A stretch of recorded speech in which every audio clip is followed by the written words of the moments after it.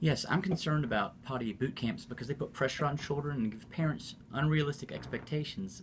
Sure, a 3-year-old who's absolutely ready to use the toilet and not at all constipated can often learn in a few days to be potty trained.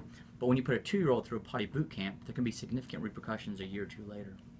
If you try a boot camp with a child who's already resisting the toilet, you're just asking for trouble. Resistance means one of two things. Either the child is not ready to be trained, or the child is constipated and toilet training isn't going to work anyway. There's no reason to push children to toilet train. In fact, my research shows that early training can be harmful.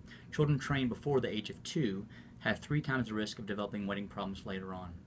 As a society, we need to take a closer look at why exactly we're forcing these kids to train early. Is it for them or is it for us?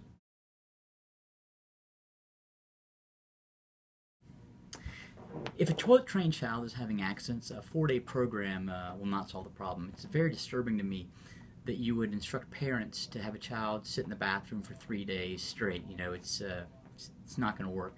Boot camp programs show a faulty understanding of how the body works and what actually causes accidents. Toileting problems are not a behavior problem, so behavioral solutions will not work. You can't punish a child into proper toileting habits. Children who have accidents or wet the bed are almost always constipated, and the mass of stool built up in the rectum stretches this out and causes pressure and a neurologic response in the bladder. This is a physiological issue that's fairly easily fixed. You can clean out the rectum with laxatives or enemas and then let it shrink back down to normal size. Once the physiology returns to normal, the child will void normally. This can't happen in 4 days.